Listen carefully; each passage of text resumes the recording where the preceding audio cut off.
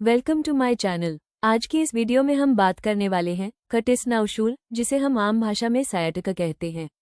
बहुत से लोगों को कमर से लेकर पैर तक तेज दर्द, झंझनाहट या सुन्नपन महसूस होता है, लेकिन उन्हें पता ही नहीं होता कि ये सायाटिका का संकेत हो सकता है। इस वीडियो में मैं आपको बताऊंगा कटिस्नाउशूल सायाटिका क्या होता है, इसके मुख्य कारण क्या हैं, कौन कौन से लक्षण सायाटिका की ओर इशारा करते हैं, और सबसे जरूरी, सायाटिका का सही इलाज और दर्द से राहत कैसे मिले। तो वीडियो को अंत तक जरूर देखें ताकि आप सही समय पर सही कदम उठाकर अपने दर्द को कम कर सकें और अपनी जिंदगी को फिर से सामान्य बना सकें। कटिस्नाउशूल क्या है? कारण, लक्षण और इलाज। What is सायाटिका? कटिस्नाउशूल क्या है? कटिस्नाउशूल या साइटिका एक चोट या जलन से कटिस्नाउशूल तंत्रिका दर्द है जो आपके नितंब ग्लूटल क्षेत्र में उत्पन्न होता है। कटिस्नाउशूल तंत्रिका शरीर में सबसे लंबी और सबसे मोटी, लगभग उंगली चौड़ाई, तंत्रिका है। ये वास्तव में 5 तंत्रिका जड़ों से बना है। 2 निचले हिस्से के क्षेत्र से काट का रीढ़ कहा जाता है और 3 रीढ़ की हड्डी के अंतिम खंड से कहा जाता है। 5 तंत्रिका जड़ें एक साथ मिलकर दाएं और बाएं साइटिका तंत्रिका बनाती हैं।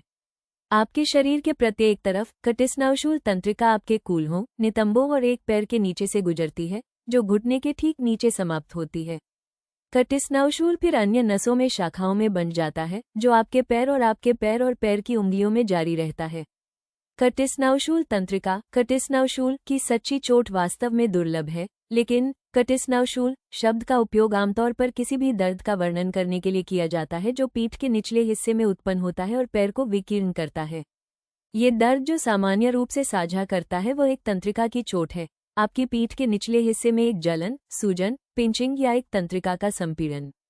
यदि आपको कटिस्नाउशूल है तो आप साइटिका तंत्रिका के रास्ते में कहीं भी हल्के से गंभीर दर्द का अनुभव करते हैं, यानी पीठ के निचले हिस्से से कहीं भी, कूल्हों, नितंबों और या अपने पैरों के नीचे से। यह मांसपेशियों में कमजोरी का कारण भी बन सकता है। आपके पैर में सुन्नता और आपके पैर और पैर की उंगलियों में एक अप्रिय झुंझुनी और सुई की सनसनी। कटिस्नाउशूल का दर्द कैसा लगता है? लोग कटिस्नाउशूल के दर्द का वर्णन इसके कारण के आधार पर अलग अलग तरीकों से करते हैं। कुछ लोग दर्द का वर्णन तेज, शूटिंग या दर्द के झटके के रूप में करते हैं। अन्य लोग इस दर्द को जलन, बिजली या छुरा घोंपने के रूप में वर्णित करते हैं। दर्द निरंतर हो सकता है या और जा सकता है। इसके अलावा दर्द आमतौर पर आपकी पीठ के निचले हिस्से की तुलना में आपके पैर में अधिक गंभीर होता है। यदि आप लंबे समय तक बैठे या खड़े रहते हैं, जब आप खड़े होते हैं और जब आप अपने ऊपरी शरीर को मोड़ते हैं तो दर्द और भी बदतर हो सकता है। खांसी या छींक जैसी जबरदस्ती और अचानक शरीर की हरकत भी दर्द को बदतर बना सकती है। क्या कटिस्नाउशूल दोनों पैरों के नीचे हो सकता है? कटिस्नाउशूल आमतौर पर एक समय में केवल एक पैर को प्रभावित करता है। हालांकि कटिस्नाउशूल दोनों पैरों में हो सकता है। ये केवल एक मामला है जहां स्पाइनल कॉलम के साथ तंत्रिका को पिंच किया जा रहा है। क्या कटिस्नाउशूल अचानक होता है या इसे विकसित होने में समय लगता है? कटिस्नाउशूल अचानक या धीरे धीरे आ सकता है। ये कारण पर निर्भर करता है। एक डिस्क हेनिएशन अचानक दर्द पैदा कर सकता है। रीढ़ में गठिया समय के साथ धीरे धीरे विकसित होता है। कटिस्नाउशूल के लिए जोखिम कारक क्या है? आपको कटिस्नाउशूल का अधिक खतरा है यदि आप 1. चोट लगना, पिछली चोट लगना, आपकी पीठ के निचले हिस्से या रीढ़ की हड्डी में चोट आपको साइटिका के लिए अधिक जोखिम में डालती है। 2. जीवन, सामान्य उम्र बढ़ने के साथ आपकी रीढ़ की हड्डी के ऊतकों और डिस्क में प्राकृतिक कमी आ जाती है। सामान्य उम्र बढ़ने से आपकी नसों को चोट लगने या हड्डी, डिस्क और स्नायुबंधन में बदलाव से चोट लगने का खतरा हो सकता है। 3. अधिक वजन वाले हैं, आपकी रीढ़ एक ऊर्ध्वाधर क्रेन की तरह है। आपकी मांसपेशियां काउंटरवेट हैं। आप अपने शरीर के सामने जो वजन उठाते हैं वही आपकी रीढ़ क्रेन को उठाना पड़ता है। आपका वजन जितना अधिक होगा, आपकी पीठ की मांसपेशियों काउंटरवेट को उतना ही अधिक काम करना होगा। इससे पीठ में खिंचाव, दर्द और पीठ की अन्य समस्याएं हो सकती हैं। 4. मजबूत कोर की कमी, आपका कोर आपकी पीठ और पेट की मांसपेशियां हैं। आपका कोर जितना मजबूत होगा, आपको अपनी पीठ के निचले हिस्से के लिए उतना ही अधिक सहारा मिलेगा। आपकी छाती क्षेत्र के विपरीत, जहां आपकी पसली का पिंजरा समर्थन प्रदान करता है, आपकी पीठ के निचले हिस्से के लिए एकमात्र सहारा आपकी मांसपेशियां हैं। 5. सक्रिय शारीरिक नौकरी करते हैं, जिन नौकरियों में भारी उठाने की आवश्यकता होती है, वे आपकी पीठ के निचले हिस्से की समस्याओं और आपकी पीठ के उपयोग का जोखिम बढ़ा सकती हैं, या लंबे समय तक बैठने वाली नौकरियां आपके पीठ के निचले हिस्से की समस्याओं के जोखिम को बढ़ा सकती हैं। 6. वेट रूम में उचित मुद्रा का अभाव। भले ही आप शारीरिक रूप से फिट और सक्रिय हों, फिर भी आप वेट लिफ्टिंग या अन्य स्ट्रेंथ ट्रेनिंग एक्सरसाइज के दौरान उचित बॉडी फॉर्म का पालन नहीं करते हैं, तो भी आप कटिस्नाउशूल के शिकार हो सकते हैं। 7. मधुमेह। मधुमेह आपके तंत्रिका क्षति की संभावना को बढ़ाता है, जिससे आपके कटिस्नाउशूल की संभावना बढ़ जाती है। 8. ऑस्टियोआर्थराइटिस। ऑस्टियोआर्थराइटिस आपकी रीढ़ को नुकसान पहुंचा सकता है और नसों को चोट के जोखिम में डाल सकता है। 9. निष्क्रिय जीवन शैली का नेतृत्व। लंबे समय तक बैठने और व्यायाम न करने और अपनी मांसपेशियों को गतिशील, लचीला और टोन रखने से साइटिका का खतरा बढ़ सकता है। 10. स्मोक। तंबाकू में निकोटीन रीढ़ की हड्डी के ऊतकों को नुकसान पहुंचा सकता है, हड्डियों को कमजोर कर सकता है और वर्टिब्रल डिस्क के घिसने की गति को बढ़ा सकता है। क्या गर्भावस्था का वजन इतनी सारी गर्भवती महिलाओं को कटिस्नाउशूल होने का कारण है? ये सच है कि गर्भावस्था में साइटिका आम है, लेकिन गर्भवती महिलाओं को साइटिका होने का मुख्य कारण बढ़ा हुआ वजन नहीं होता है। एक बेहतर व्याख्या ये है कि गर्भावस्था के कुछ हार्मोन उनके स्नायुबंधन को ढीला करते हैं। स्नायुबंधन कशेरुकाओं को एक साथ रखते हैं, डिस्क की रक्षा करते हैं और रीढ़ को स्थिर रखते हैं। ढीले स्नायुबंधन रीढ़ की हड्डी को अस्थिर कर सकते हैं और डिस्क को फिसलने का कारण बन सकते हैं, जिससे नसों को पिंच किया जा सकता है और कटिस्नाउशूल का विकास हो सकता है। बच्चे का वजन और स्थिति भी तंत्रिका पर दबाव डाल सकती है। अच्छी खबर यह है कि गर्भावस्था के दौरान साइटिक दर्द को कम करने के तरीके हैं और जन्म के बाद दर्द दूर हो जाता है। फिजिकल थेरेपी और मसाज थेरेपी, गर्म पानी से नहाना, गर्मी, दवाएं और अन्य उपाय मदद कर सकते हैं। यदि आप गर्भवती हैं, तो गर्भावस्था के दौरान अपने दर्द को कम करने के लिए अच्छी आसन तकनीकों का पालन करना सुनिश्चित करें। कटिस्नाउशूल के क्या कारण हैं? कटिस्नाउशूल कई अलग अलग चिकित्सा स्थितियों के कारण हो सकता है, जिनमें निम्न शामिल हैं। 1. हर्निएटेड या स्लिप डिस्क, जो तंत्रिका जड़ पर दबाव का कारण बनती है। ये साइटिका का सबसे आम कारण है। अमेरिका में लगभग 1% से 5% लोगों के जीवन में एक बिंदु पर स्लिप डिस्क होगी। डिस्क रीढ़ की प्रत्येक कशेरुकाओं के बीच कुशनिंग पैड है। कशेरुकाओं से दबाव डिस्क के जेल जैसे केंद्र को इसकी बाहरी दीवार में कमजोरी के माध्यम से उभार, हर्निएट, का कारण बन सकता है। जब एक हर्निएटेड डिस्क आपकी पीठ के निचले हिस्से में कशेरुकाओं के साथ होती है, तो ये कटिस्नाउशूल तंत्रिका पर दबाव डाल सकती है। 2. अपक्षयी डिस्क रोग। रीढ़ की कशेरुकाओं के बीच डिस्क का प्राकृतिक घिसाव है। डिस्क के नीचे पहनने से उनकी ऊंचाई कम हो जाती है और तंत्रिका मार्ग संकरा हो जाता है। Spinal stenosis. स्पाइनल स्टेनोसिस कटिस्नाउशूल तंत्रिका जड़ों को चुभ सकता है, क्योंकि वे रीढ़ को छोड़ देते हैं। 3. स्पाइनल स्टेनोसिस स्पाइनल कैनाल का असामान्य संकुचन है। ये संकुचन रीढ़ की हड्डी और तंत्रिकाओं के लिए उपलब्ध स्थान को कम कर देता है। 4. स्पॉन्डिलोलिस्थीसिस एक कशेरुका का फिसलन है, जिससे कि यह ऊपर वाले के साथ लाइन से बाहर हो जाता है, जिससे उद्घाटन संकीर्ण हो जाता है, जिसके माध्यम से तंत्रिका बाहर निकलती है। विस्तारित रीढ़ की हड्डी कटिस्नाउशूल तंत्रिका को चुटकी ले सकती है। 5. पुराने ऑस्टियोआर्थराइटिस बोन स्पर्स हड्डी के दांतेदार किनारे उम्र बढ़ने वाली रीढ़ में बन सकते हैं और पीठ के निचले हिस्से की नसों को संकुचित कर सकते हैं। 6. काट का रीढ़ या कटिस्नाउशूल तंत्रिका को आघात चोट। 7. काट का रीढ़ की हड्डी की कैनाल में ट्यूमर, जो कटिस्नाउशूल तंत्रिका को संकुचित करता है। 8. पिरिफोमिस सिंड्रोम एक ऐसी स्थिति है जो तब विकसित होती है जब पिरिफोमिस मांसपेशी, एक छोटी मांसपेशी जो नितंबों में गहरी होती है, तंग या ऐंठन हो जाती है। ये कटिस्नाउशूल तंत्रिका पर दबाव डाल सकता है और परेशान कर सकता है। पिरिफोमिस सिंड्रोम एक असामान्य न्यूरोमस्कुलर विकार है। 9. कॉडा इक्विनस सिंड्रोम एक दुर्लभ लेकिन गंभीर स्थिति है जो रीढ़ की हड्डी के अंत में नसों के बंडल को प्रभावित करती है, जिसे कॉडा इक्विना कहा जाता है। ये सिंड्रोम पैर के नीचे दर्द, गुदा के आसपास सुन्नता और आंत्र और मूत्राशय के नियंत्रण में कमी का कारण बनता है। कटिस्नाउशूल के लक्षण क्या हैं? कटिस्नाउशूल के लक्षणों में निम्न शामिल हैं। 1. पीठ के निचले हिस्से, नितंब और पैर के नीचे मध्यम से गंभीर दर्द। 2. आपकी पीठ के निचले हिस्से, नितंब, पैर या पैरों में सुन्नता या कमजोरी। 3. दर्द जो हिलने डुलने से बढ़ जाता है, आंदोलन की हानि। 4. आपके पैरों, पैर की उंगलियों या पैरों में पिन और सुई लग रहा है। 5. आंत्र और मूत्राशय के नियंत्रण में कमी, कॉडा इक्विना के कारण। कटिस्नाउशूल का निदान कैसे किया जाता है? सबसे पहले, आपका स्वास्थ्य सेवा प्रदाता आपके चिकित्सा इतिहास की समीक्षा करेगा। अगला, वे आपके लक्षणों के बारे में पूछेंगे। आपकी शारीरिक परीक्षा के दौरान आपको चलने के लिए कहा जाएगा ताकि आपका स्वास्थ्य सेवा प्रदाता ये देख सके कि आपकी रीढ़ आपका वजन कैसे उठाती है। आपको अपने बछड़े की मांसपेशियों की ताकत की जांच करने के लिए अपने पैर की उंगलियों और ऊंची एड़ी के जूते पर चलने के लिए कहा जा सकता है। आपका डॉक्टर सीधे पैर उठाने का परीक्षण भी कर सकता है। इस परीक्षण के लिए आप अपने पैरों को सीधा करके अपनी पीठ के बल लेट जाएं। आपका डॉक्टर धीरे धीरे प्रत्येक पैर को ऊपर उठाएगा और उस बिंदु पर ध्यान देगा जहां से आपका दर्द शुरू होता है। ये परीक्षण प्रभावित नसों को इंगित करने में मदद करता है और यह निर्धारित करता है कि आपकी किसी डिस्क में कोई समस्या है या नहीं। आपको दर्द का पता लगाने और मांसपेशियों के लचीलेपन और ताकत की जांच करने के लिए अन्य स्ट्रेच और गति करने के लिए भी कहा जाएगा। आपके स्वास्थ्य सेवा प्रदाता को आपके शारीरिक परीक्षण के दौरान क्या पता चलता है, इसके आधार पर इमेजिंग और अन्य परीक्षण किए जा सकते हैं। इनमें निम्न शामिल हो सकते हैं। 1. Spinal X-ray spinal fracture, disc की समस्याओं, संक्रमण, ट्यूमर और हड्डी के स्पर्श को देखने के लिए। 2. एमआरआई या सीटी स्कैन पीठ की हड्डी और कोमल ऊतकों की विस्तृत छवियों को देखने के लिए स्कैन करता है। एक एमआरआई एक तंत्रिका, डिस्क हेनिएशन और किसी भी गठिया की स्थिति पर दबाव दिखा सकता है जो तंत्रिका पर दबाव डाल सकता है। कटिस्नाउशूल के निदान की पुष्टि करने के लिए आमतौर पर एमआरआई का आदेश दिया जाता है। 3. स्नायुटिक तंत्रिका और मांसपेशियों की प्रतिक्रिया के माध्यम से विद्युत आवेग कितनी अच्छी तरह से यात्रा करते हैं, इसकी जांच करने के लिए इलेक्ट्रोमोग्राफी किया जाएगा। 4. माइलोग्राम यह निर्धारित करने के लिए कि क्या कशेरुका या डिस्क दर्द का कारण बन रही है। कटिस्नाउशूल का इलाज कैसे किया जाता है? उपचार का लक्ष्य आपके दर्द को कम करना और आपकी गतिशीलता को बढ़ाना है।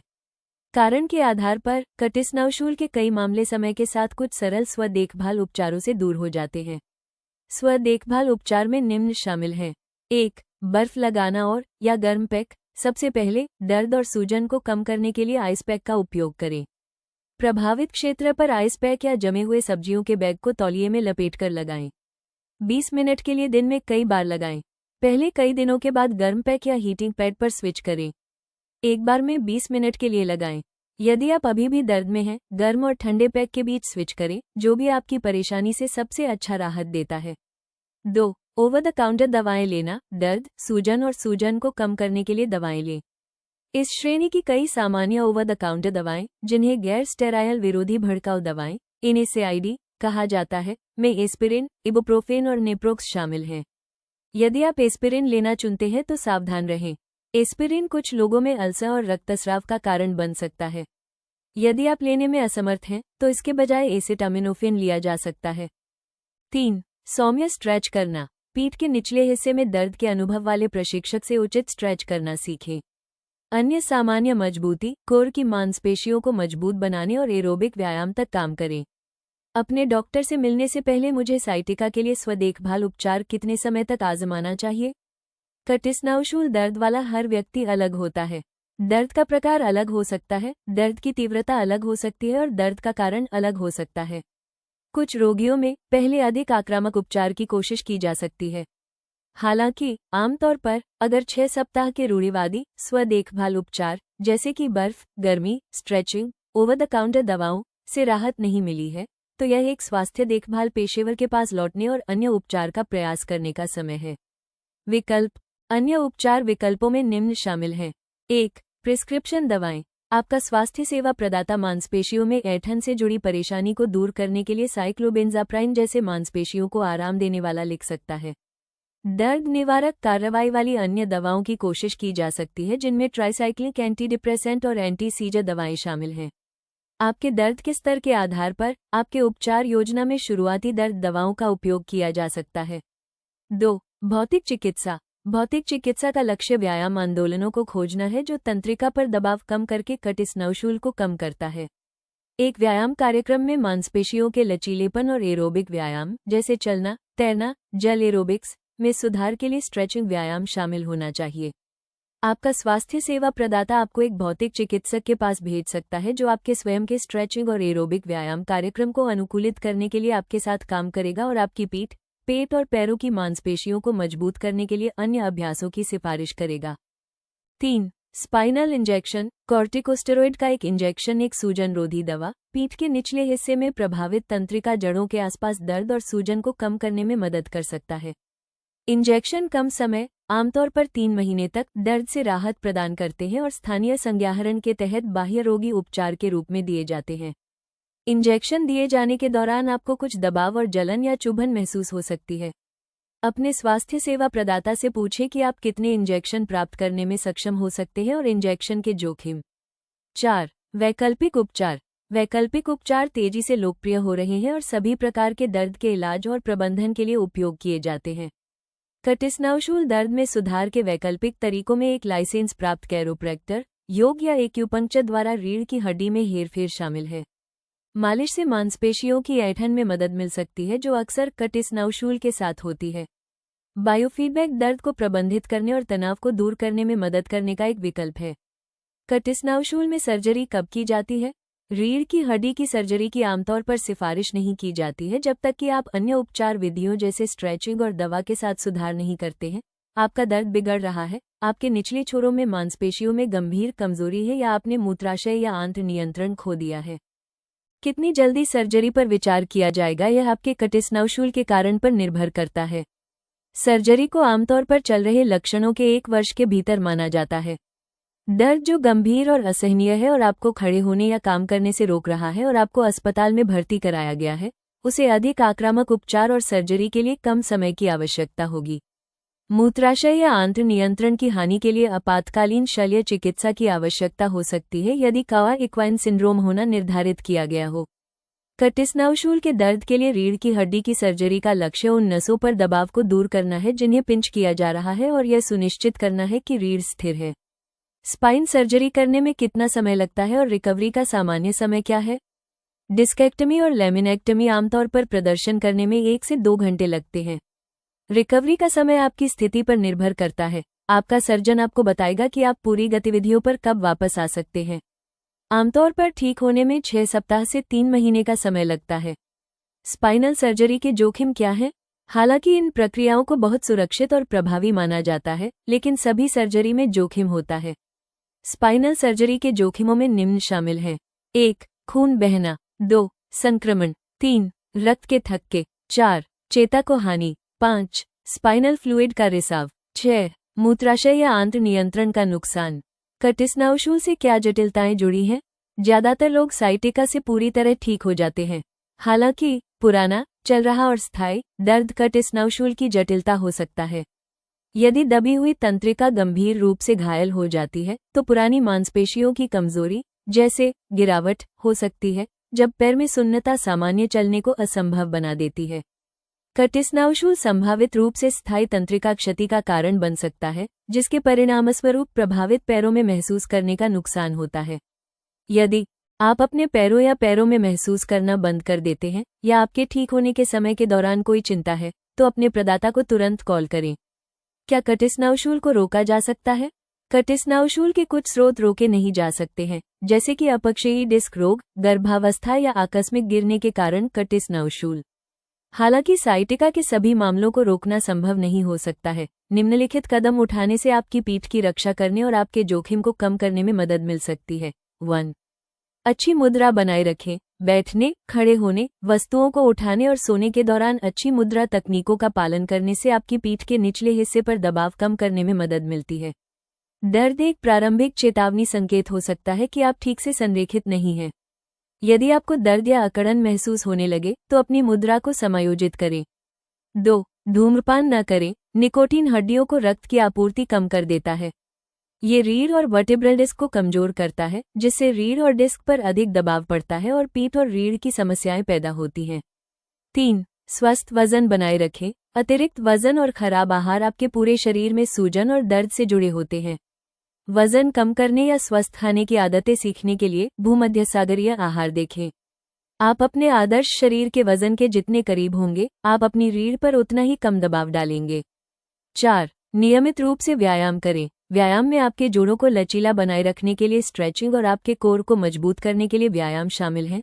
आपकी पीठ के निचले हिस्से और पेट की मांसपेशियां, ये मांसपेशियां आपकी रीढ़ को सहारा देने का काम करती हैं। साथ ही लंबे समय तक न बैठें।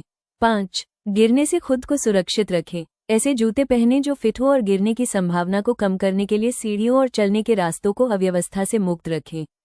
सुनिश्चित करें कि कमरे अच्छी तरह से रोशन हैं और बाथरूम में ग्रैब बार और सीढ़ियों पर रेल है। तो दोस्तों, उम्मीद है कि आपको कटिस्नाउशूल सायाटिका के कारण, लक्षण और इलाज के बारे में दी गई जानकारी जरूर मदद करेगी। अगर आपको वीडियो पसंद आया हो या जानकारी उपयोगी लगी हो तो इसे लाइक और शेयर करना न भूलें। अगर आपके पास सायाटिका से जुड़ा कोई सवाल है तो नीचे कमेंट में जरूर पूछें, मैं हर कमेंट का जवाब देती हूँ। और हाँ, ऐसे ही हेल्थ से जुड़े उपयोगी वीडियो देखने के लिए हमारे चैनल को सब्सक्राइब करके बेल आइकॉन भी जरूर दबाएं। मिलते हैं अगली वीडियो में एक नई जानकारी के साथ। धन्यवाद।